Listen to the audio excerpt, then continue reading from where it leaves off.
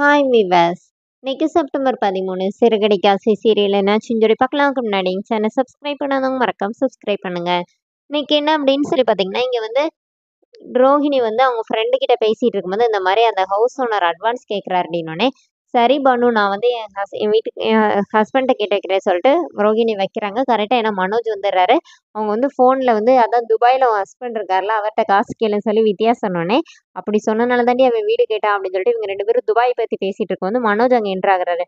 யார் துபாயில் இருக்கா அப்படின்னோடனே, இவங்க வந்து ஃபோனை வச்சிடுறாங்கல்ல. இப்போ உடனே மனோஜ் கிட்ட சொல்கிறாங்க, இந்த மாதிரி என் ஃப்ரெண்டு அவளோட ஹஸ்பண்ட் வந்து துபாயில் இருக்கிறாரு, அவளுக்கு ஒரு எமர்ஜென்சியாம்மா, ₹1,00,000 கேட்குறா, கொஞ்சம் குடையணுன்னே. இப்போ மனோஜ் வந்து என்கிட்டனா காசு இல்லை, நானா தரமாட்டேன்னு சொல்லிடுறாரு. ரெண்டு பேரும் பயங்கரமாக சண்டை போட்டுக்கிறாங்க. இப்போ மனோஜ் என்ன சொல்றாருன்னா, உன் பார்லரை வந்து விரிவுபடுத்தணும், இல்லை உனக்கு எதனாச்சும் செலவுன்னு கேளு, நான் தரேன், சும்மானா ஃப்ரெண்டுக்கெல்லாம் ஹெல்ப் பண்ண முடியாதுன்னு சொல்லிட்டு அவர் போயிடுறாரு. இப்போ மாடியில் முத்து, ரவி, மனோஜ் இவங்க 3 பேரும் பேசிக்கிறாங்க. அதே மாதிரி கீழே ஸ்ருதி, மீனா, ரோகிணி 3 பேருமா மாற்றி மாற்றி இந்த பற்றியே டிஸ்கஸ் பண்ணுறாங்க. மீனா மனோஜனா ஒரே மாதிரியே பேசுகிறாங்க. இவங்க கீழே பேசுகிறாங்க, அவங்க மாடியில் பேசுகிறாங்க. அப்படியே மாற்றி மாற்றி காட்டுறாங்க. இந்த மாதிரி தேவையில்லாமல் ஃப்ரெண்டுக்கு வந்து காசு கொடுக்கக்கூடாது அப்படிங்கிற மாதிரி.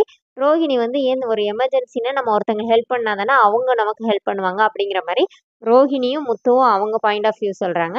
இப்போ வந்து ஸ்ருதியும் ரவியும் எப்படி சஜஷன் சொல்கிறாங்கன்னா, ஸ்ருதி என்ன சொல்கிறாங்கன்னா, இந்த மாதிரி உங்கள் ஃப்ரெண்டுக்கே நீங்கள் சும்மா கொடுக்கணும், நீங்கள் வட்டி கொடுத்தீங்கன்னா அவங்களுக்கும் உங்களுக்கு திருப்பி கொடுக்கணும்னு பொறுப்பு வரும்ல, ஃப்ரெண்ட்ஸுனால கம்மி வட்டியும் வரும், உங்களுக்கும் மாதம் மாதம் இன்ட்ரெஸ்ட் வரும்லனோடனே.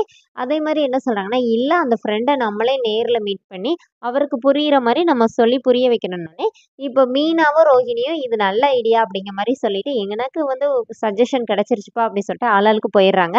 இங்கே அதே மாதிரி தான் ரவி சொல்கிறாரு. அப்போ மனோஜ் ஓகேன்னு அவர் கீழே போயிடுறாரு. முத்து சொல்கிறாரு, இதெல்லாம் ஒரு இதாடா போடான்னு சொல்லிட்டு அவர் வந்துடுறாரு.